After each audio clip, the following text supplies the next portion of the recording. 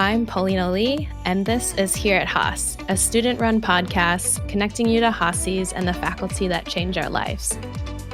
This week on Here at Haas, we are joined by Lucas Miller, a productivity researcher, author, and lecturer at Haas. Welcome to the show, Lucas.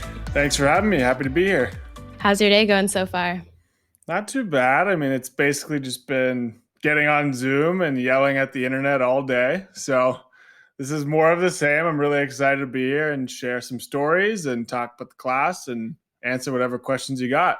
Awesome. Well, we're very excited to have you. Would love to hear more about your story and how you ended up at Haas. I know you did your undergrad at UC Berkeley as well. So tell us a little bit about your time in undergrad and then in between becoming a lecturer here at Haas. So my story is a bit all over the place. I'm originally from Southern California, so not too far away from Orange County. I came here because I wanted to be far enough away from home to experience a different world, but also to just expand my mind and, see what the world had to offer. I wanted to be a mechanical engineering major, and I initially came in on that track. I thought, it'd be really cool to build the next generation of planes or cars or something physical. Even though I was terrible at Legos as a kid, I still to this day can't fix a doorknob. Honestly, I should have known up front. Anyone would have been able to say that's not a strong suit, so that's a terrible idea. So I did that for a semester, and then I switched over. At the time, I thought, computer science is really taking off. This seems to be really extensible. I can kind of take it anywhere. So I switched to EECS for 3 semesters. And then going into my junior year, I decided I'm not passionate about it. I can always learn how to code on the side. I really want to take advantage of my graduate student instructors, the faculty in a smaller class environment. And computer science was so, one person teaching to 1,000. So I actually switched to cognitive science with an emphasis on neuroscience. And, cognitive science across the board is fairly broad, but I really just wanted to go back to what I was always interested in. And that was fundamental questions. Why are we here? How do we construct reality? And that all really lives in the brain. I see 2 options for people who are really interested in the big, hairy why questions of life, and that's physics or neuroscience. You can kind of take the outer perspective by examining the external, or take the inner perspective by examining what's in your head and how this 2 to 3 pound piece of gray matter constructs everything we know and remember and who we trust and all the actions we take. I got really into cognitive science, and that became my core major. And then on the side, I was super curious and wanted to take a bunch of other classes. So I did most of the Haas undergrad course load as well. And, I had previously, about a year prior to graduating, I met up with Dr. Sahar Yusuf. She's my current co-lecturer. We have a company outside of Haas together.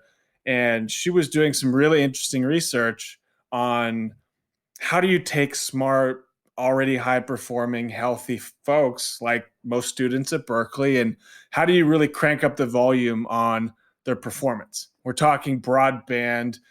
We want people to be able to focus for longer, have better memories, in general, just perform at a higher level without giving them drugs or strapping them into an expensive machine and zapping their brains.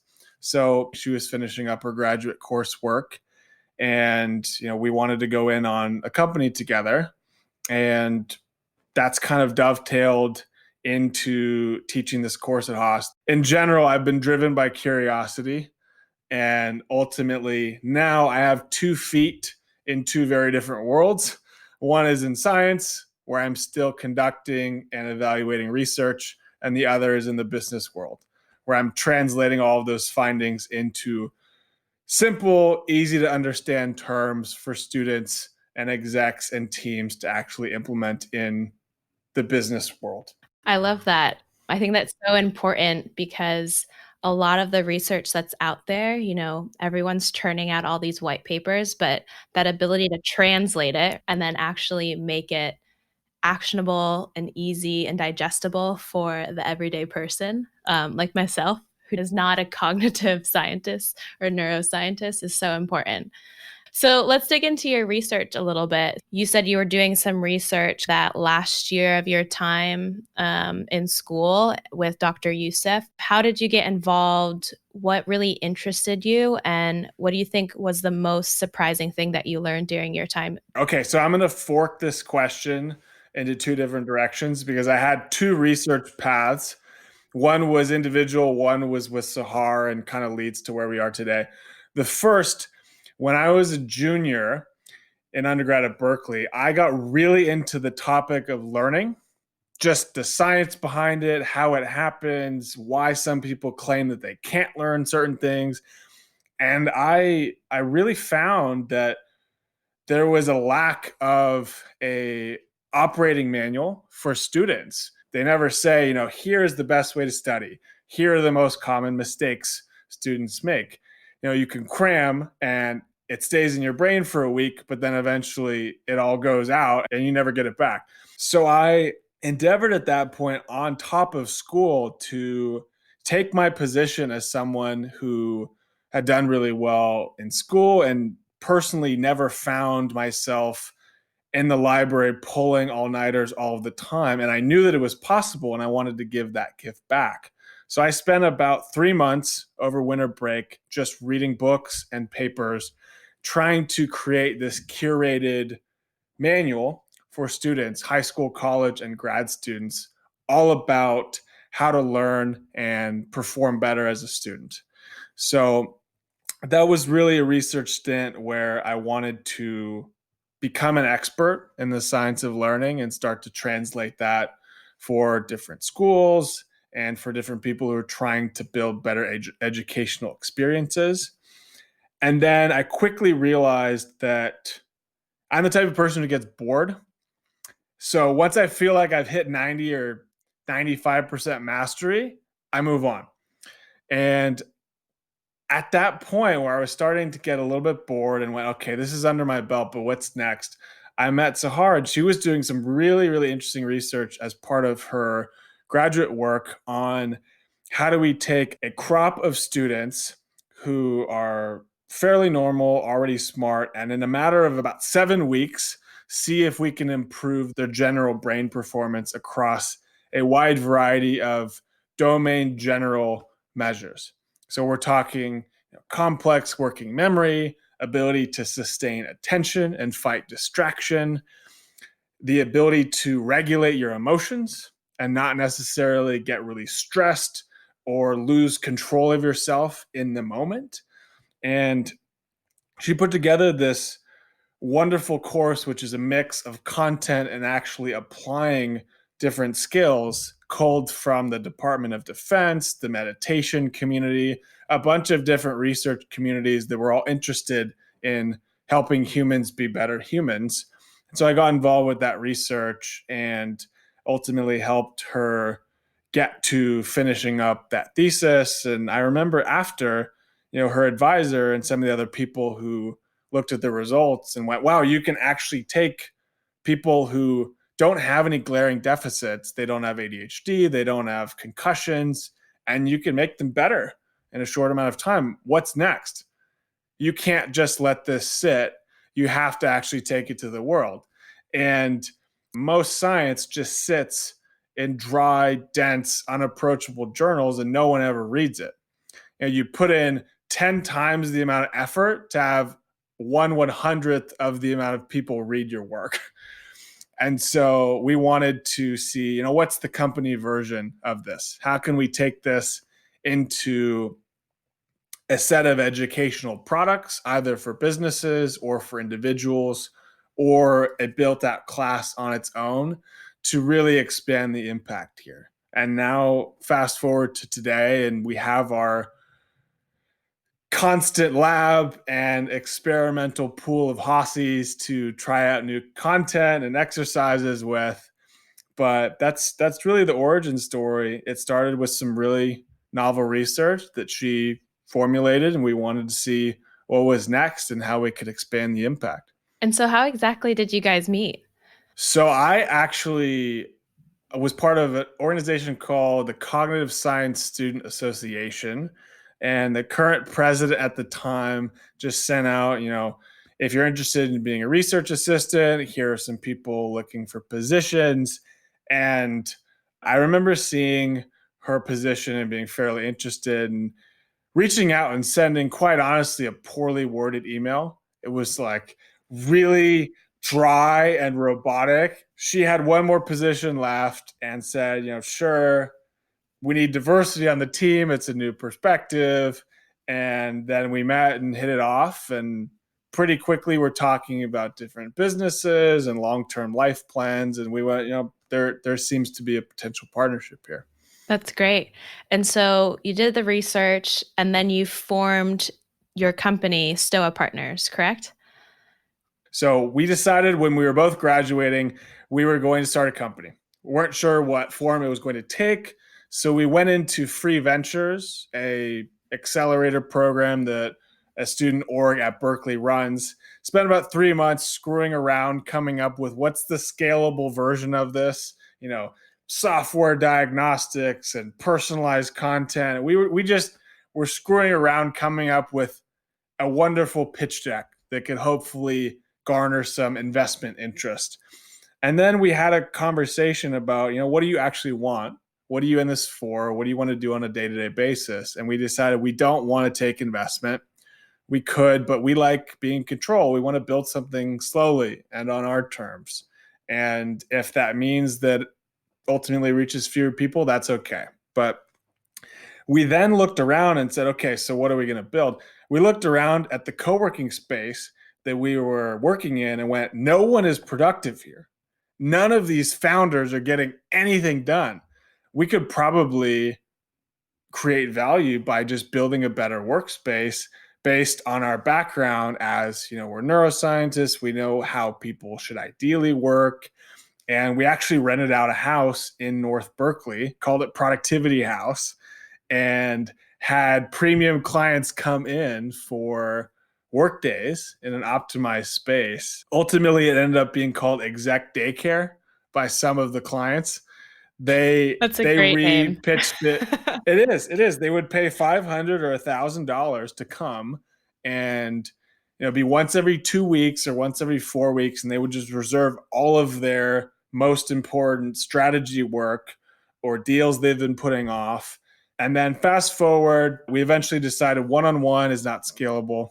We like having an impact, we like meeting people, but we really want to get to the place where we're training entire teams and companies and really changing the DNA of how folks work, especially given now that so many people are struggling with how to get things done in a world that's just bombarding us with constant emails and notifications and distractions. We have so much of an ability to get high quality work done today, but many people complain that they're getting less done and are more stressed than they've ever been before. So we wanted to broaden the scope, and that's now why we're teaching and consulting companies, and the Haas course is just a part of that, basically our lab from which everything else comes. So the course has been around for about a year. What has been your biggest learning in putting the course together, and what have you learned from the students in the lab in putting the course on? It's a wonderful question. I'll address what was challenging first. Originally, was the impetus behind this idea, and when I want to start teaching a course, let's actually concretize everything into a more robust behavior change program versus just spewing content out there. And what was challenging at first was, we only have a limited amount of time. Just given the structure of courses, it has to be either a couple days or perhaps 4 days. And it's not even over that long of a period. So we were struggling with what's actually essential. And to give you some more insight, Sahara and I negotiate constantly on what to keep. She wants to keep everything. And if she had it her way, she would just lecture the entire time and be like Tony Robbins, and it would be wonderful. And I like to cut everything where it's, if there are 3 things I could have people walk away with, and I really want to drill them in and give people practice and customized feedback, this would be it. And let's build the course around that. And ultimately, we come to a happy medium. So that was challenging up front.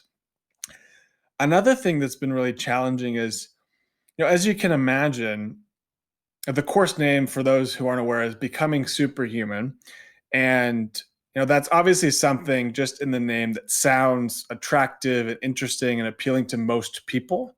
That said, it means something different to everyone, right? A lot of people may be in a new role. And so becoming superhuman to them means I just want to get onboarded fast. Other folks are now new managers. And that term to them doesn't necessarily mean I want to be more productive. It's more about how do I make sure the people under me, which their productivity is really my productivity, but how do I make sure that they're performing well? For others, they're new parents.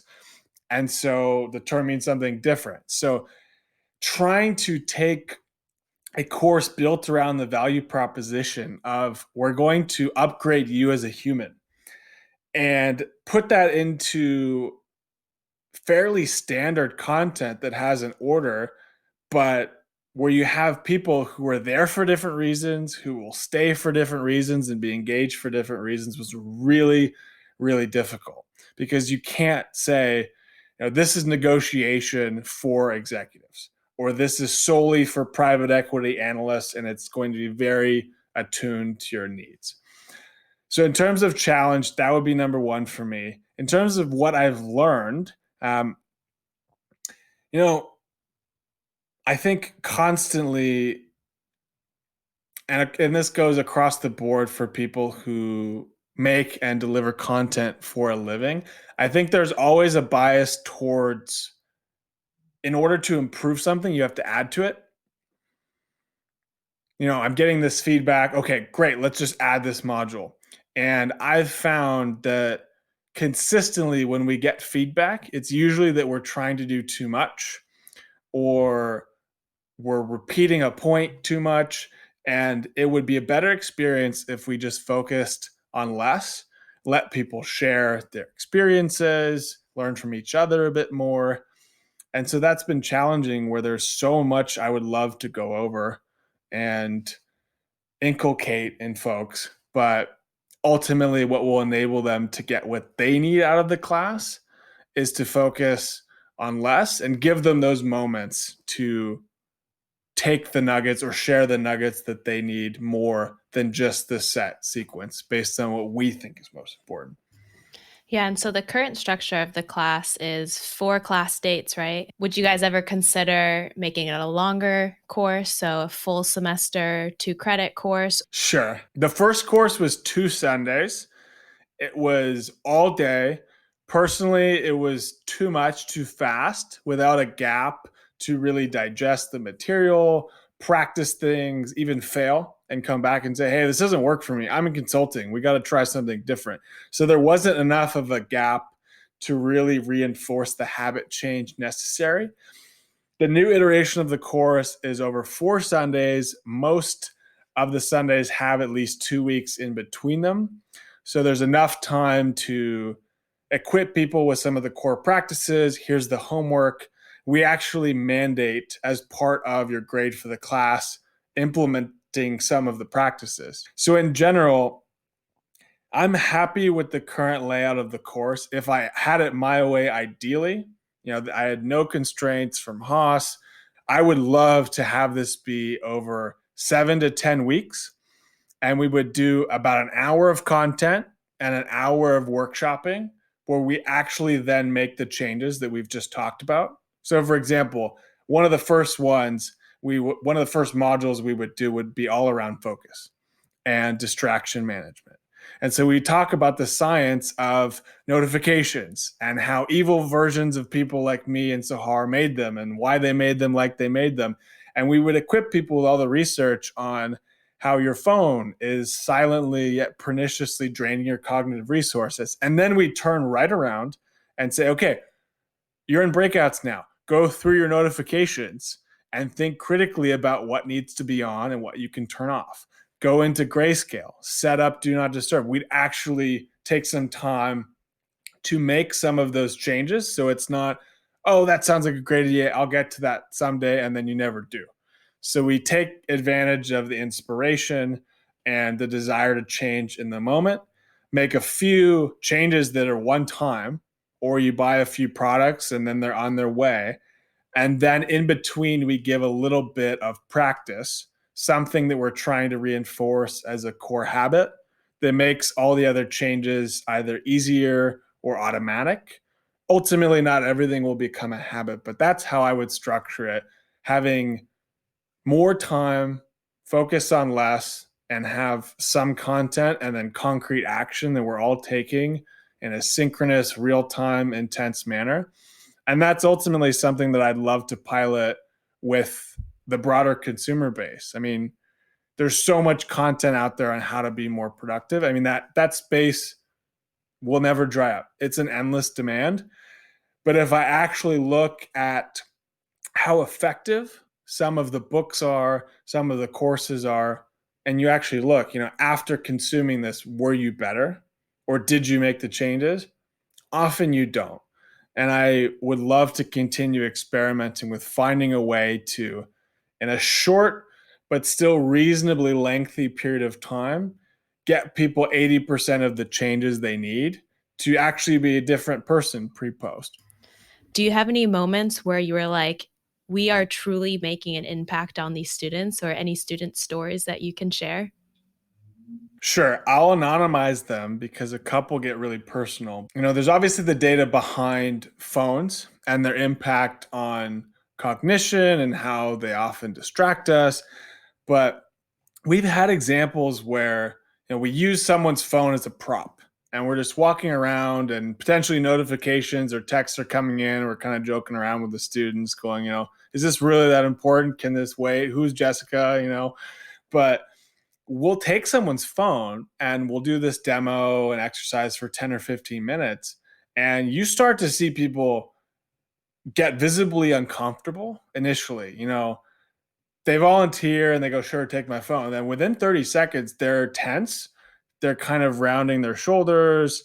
They're getting a little bit angry. They're kind of shifting around.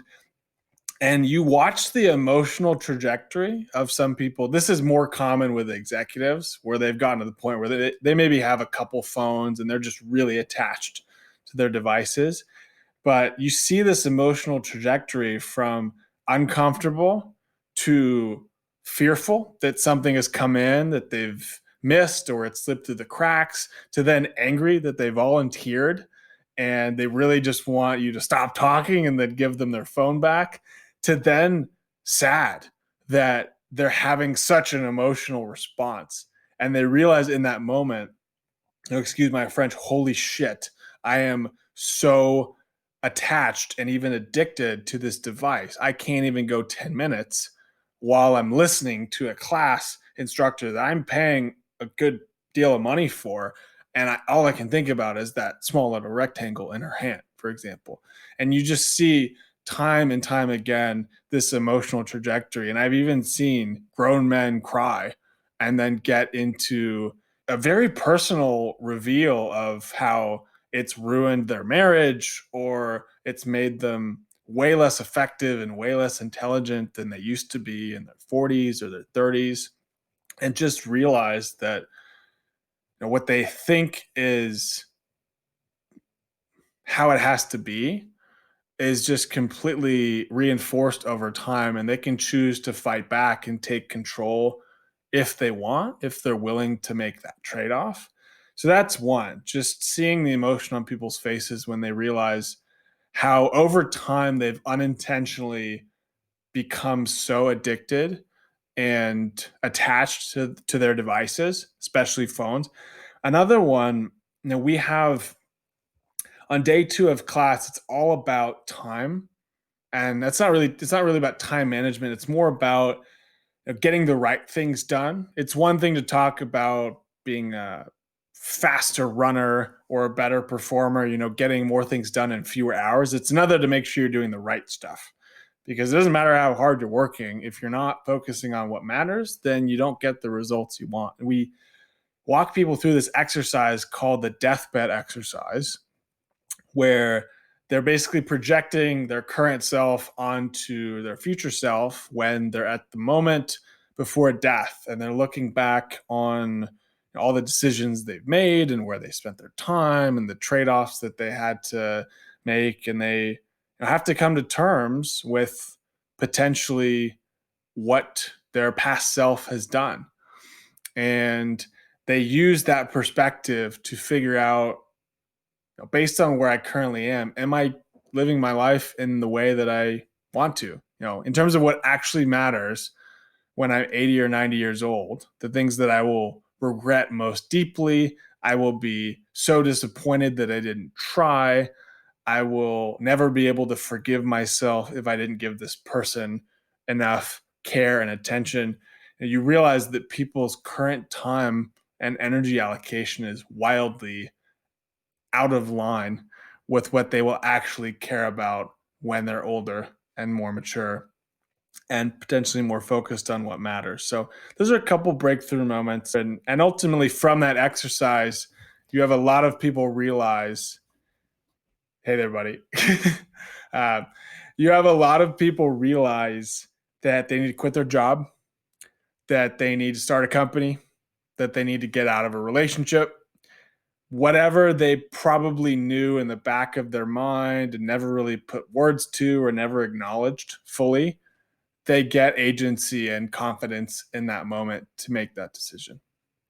So that's really, really encouraging to see when you get on the phone with someone after and they go, thank you, I'm quitting. I'm like, I'm not sure if you should thank me, but how can I support? Do we need referral? What's going on? And they're like, no, that exercise was, I've always wanted to do it.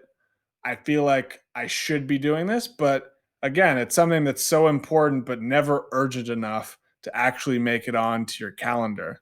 Because if you're in the swing of things, you don't have 2 or 3 hours to actually carve out time to ponder what your 80-year-old self is going to think about all the meetings you have tomorrow and the next day. I think that's one reason why I'm personally so interested in your course. And as I think about all the courses that we have access to as MBA students, they run the gambit between all our core courses like accounting, marketing, finance, these very tactical business courses. But at the end of the day, we are all here to also become better leaders. And in order to become better leaders, we first have to, be self-aware, be self-reflective of who we are today and who we want to be tomorrow, which is why I love that exercise you talked about, kind of who are you going to be on your deathbed, and like, what are you going to be most proud of and what are you going to be most regretful about? And you kind of mentioned it a little bit, but have you had a chance to check in with that, call it first cohort of students that you had at the beginning to see what stuck, what habits they've, really leaned into and made a part of their everyday identity, and kind of the ones that potentially have fallen off? Yeah, I've checked in with a few folks from the first cohort. What typically stays with people in terms of the habits that they actually continue to exhibit on a week-to-week basis are the ones that ultimately, if I only had an hour, I would talk about. There are really three. One is a method of work called the focus sprint that we talk about on the first day of class. If you have an important assignment or deliverable, it's the best way to get that done in the least amount of time without burning as much energy in the process. So that's one way that we teach people, when you actually have time to sit down, no distractions, how do you actually achieve your objective without burning as many resources as potentially in other ways. So that's one method that really sticks with folks, and we've been reaching out just to see if they're still doing them. And often they're doing them with pairs or sometimes with their teams. Now, everybody's remote. So the need to connect with others, not necessarily it's 100% social, we're doing a happy hour, or 100% business, it's a meeting, let's knock through the agenda, but just that need to connect almost informally. We jump on and we're brainstorming an idea, or we're working together in the same conference room. We're doing different things, but there's a little bit of chit chat, a little bit of social connection. We've seen folks take Zoom and use that to recreate this sense of we're working in the same space and you jump on and share something that's happening in your life that's good or maybe even bad, and then we'll scope out what we're going to do, and then we just kind of sprint together. A couple other core changes that have really stuck with folks is, and we talk on day one again about when you're at your best on a 24-hour time scale and when you're at your worst, right? What does your circadian rhythm look like? And it's different for everybody. We all, based on our genetics, have a particular set curve. It's optimal. You can't fight it. This is especially prevalent for people who are classic night owls, or what's called PM shifted in the literature. The world is not kind to them. But whenever they try to fight it, I tell them, I'm sorry. I wish we could flip things, but this is genetic. It's optimal. And so the best you can do is set expectations and prove that this way of working that is more in line with your biology can be more effective for you and doesn't slow down your team. And anyone who's data driven and reasonable will let you set up that experiment. And we will help you go to your manager or your team and help you try to make that work. But ultimately, that's one concept that sticks with folks, that it's okay to not be 100% the entire day. I mean, we're not machines. We're not like laptops where if we have power, we can just run at 100% capacity and we can run multiple programs at a time. We have peaks and we have troughs. And if we don't manage our energy over the course of the day, we have hour-long periods where we're just burned out and we can't do anything. Or if we try, we make mistakes, and then it creates more work for us or for other people down the road. So really giving people a term and some acceptance that comes along with, you're not alone. This is what the curve looks like. Here's some tips you can use it to your advantage or to get around it where you can, but otherwise it's not changing. And so just accept it. And if you're working with a bunch of other people as well, you should know their types so that you're not making them do things that are less important when the ROI on that time could be better spent in a different way. And then as you think about your career and your path so far, so you came to UC Berkeley, changed your major a few times, finally landed in cognitive science, did a bunch of research, wrote a book, started a company. Now you're lecturing at Haas. As you look back, do you think you have any defining moments that clearly stand out, or defining forks in the road where you chose a specific path that really clearly defines who you are today? Oh, yeah, most definitely. I mean, I actually think if I look back, many of the changes that I made were probably more emotional in the moment as opposed to this clear, logical progression that I'm imbuing via the narrative that I've somewhat constructed in my head. I do know one of the decisions I made that I still am not really sure why I made it, but I knew it was right, was deciding to write a book. I knew that this was something that was pulling me, and I had to do this for myself. Even if no one read it, I didn't care. I would get the gift of having this knowledge internalized forever, and I knew that it would always be useful. And I spent many, many months just reading and spending time with my own brain, and I was the happiest I've ever been. And I think in that moment, even though at times I wanted to quit and it was terrible, and I went, why am I doing this? Which happens to everybody. There's a book called The War of Art for anyone who makes anything that I highly recommend reading. It's by Stephen Pressfield. It's all about the emotional journey of actually producing some body of art. And I remember in that time going, I don't know if this is actually going to pan out. Don't know if it's ever going to make money. Don't know if it will ever lead to anything, but I'm happy now. This is what I know I'm good at.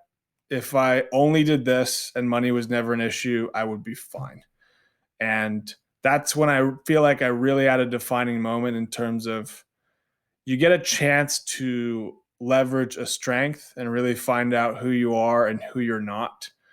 And I realized that role as a translator, where you're able to engage your curiosity, but then you also have to turn around and you have the challenge of taking something that is inaccessible or not useful in its current form, and then taking it and repackaging it and reordering it and adding in some interactivity so that it's actually helpful to real folks who have challenges that are so close to what this body is mentioning, but still far off in terms of language that most folks can understand and use. No, that's great. I've definitely never written a book, so major props.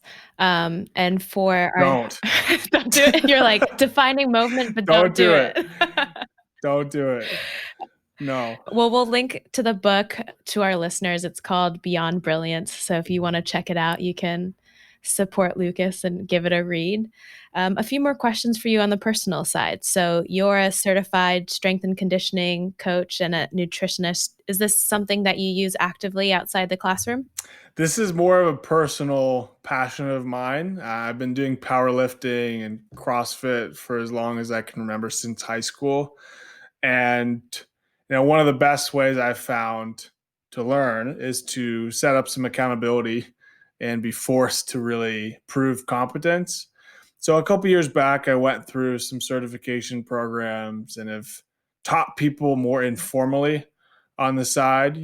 Some execs here and there who really want to figure out how sleep and nutrition and exercise really tie into their focus and their presence during meetings, and in general, how much energy they feel. Obviously, there is a strong correlation and crossover between the brain and the body.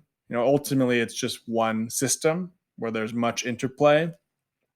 So I wanted to round out based on what I enjoy spending my free time on and what I feel like is really a potential leverage point, more of that knowledge around how the body works and how we can optimize it. But in terms of personal training or any kind of core use of that content, it's more theoretical. It's more, here's the research on sleep and nutrition and fasting and all these other things.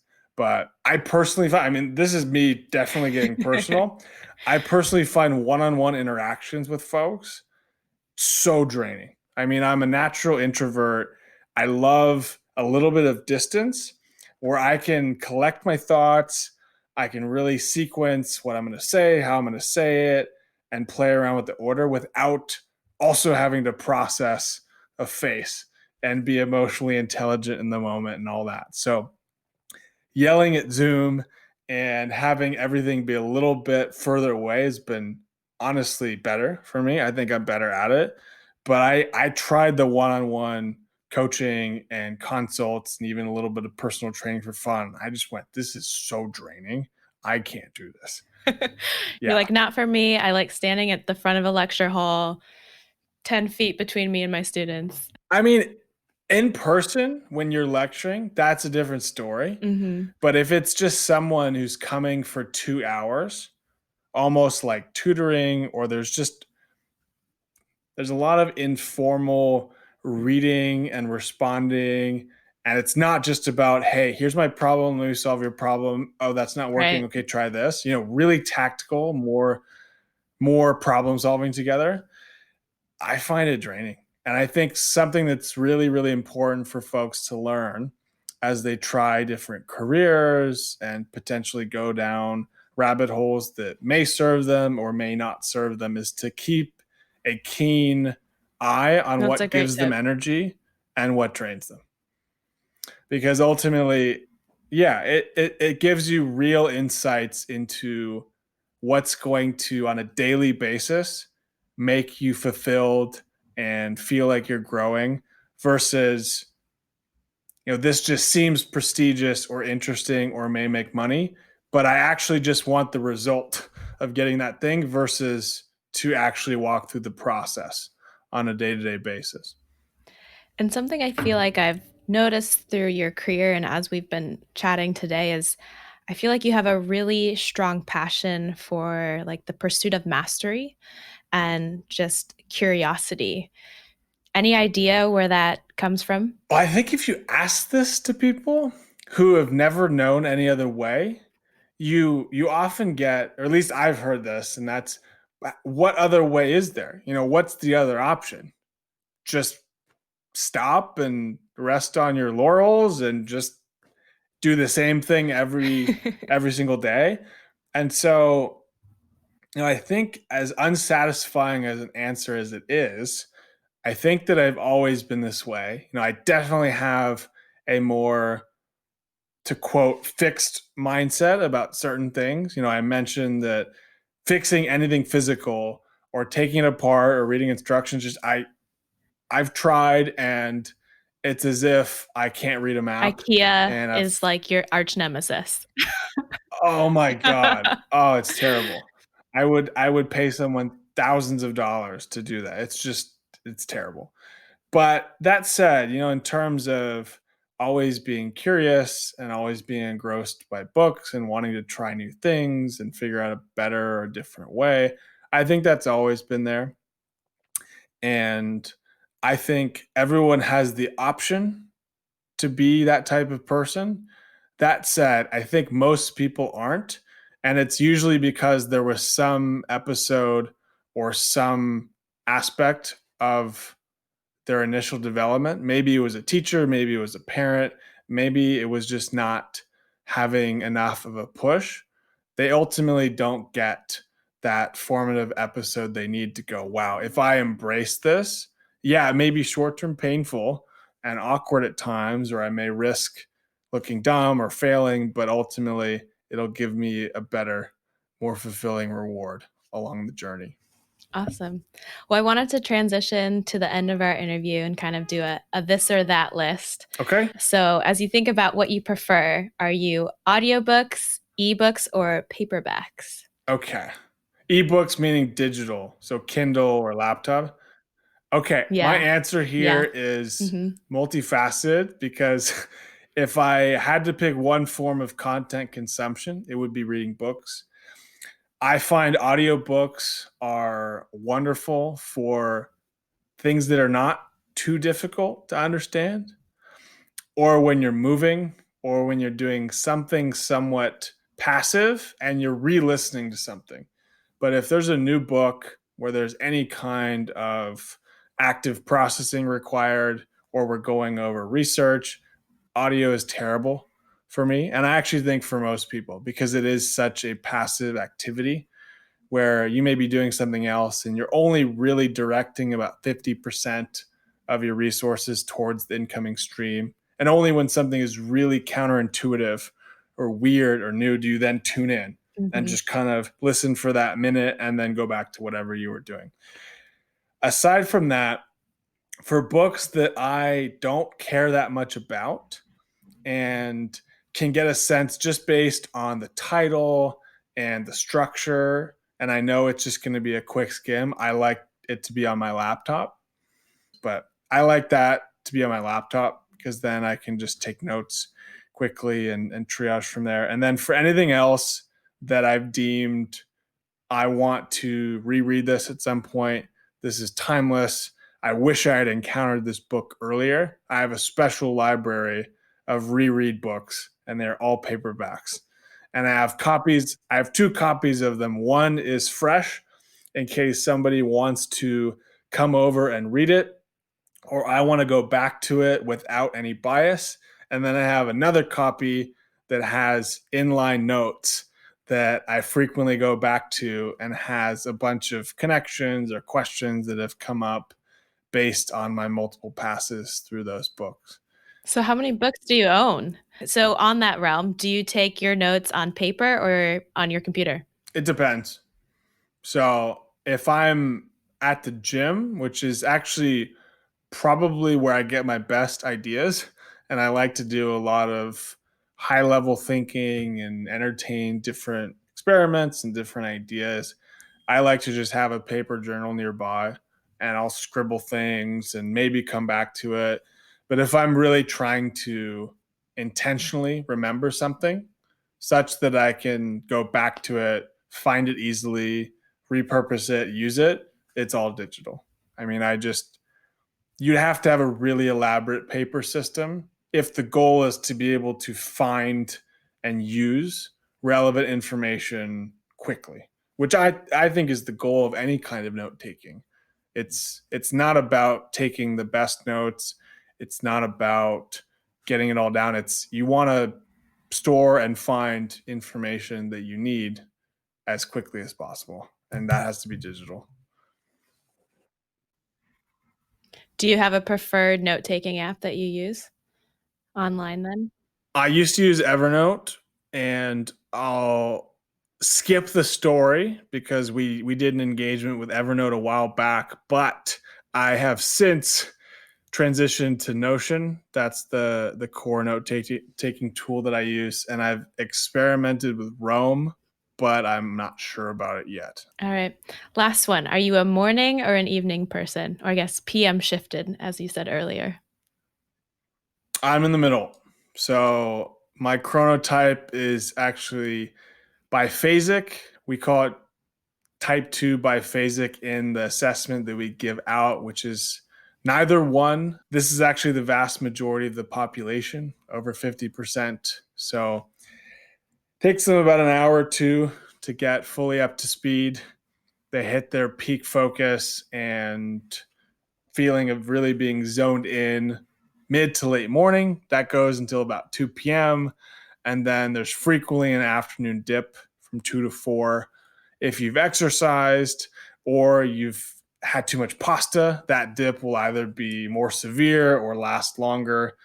But in general, there's always that dip about 8 hours after you wake up. And then you come for a second peak towards the evening and are particularly less inhibited. So that's actually a better time to schedule creative time, think time, entertaining new ideas, as opposed to just doing executional or focused work. So in summary, I'm in the middle, 2 peaks and 1 dip. And if I can, I'll exercise or take a nap or do something to just take a dedicated off during that time, since I'm quite frankly not that useful and I'll make mistakes. You're like, I'm not a full human between these hours, but otherwise I'm good to go. 100%. I'll tell people that. Oh, that's great. Well, thank you, Lucas, so much for being on our show. Thanks for having me. This was a pleasure. And for our listeners, we'll link to Lucas's book, as I mentioned earlier. For current and prospective students, highly recommend checking out his and Dr. Yusuf's course, Becoming Superhuman. And others can check out their website at Stoah.Partners. Thanks for tuning in to Here at Haas. Know a Haasie that has a story to tell? Nominate them on our website, onehaas.org. And if you enjoyed this week's episode, please subscribe and leave us a rating. And don't forget to share this podcast out with your favorite bears.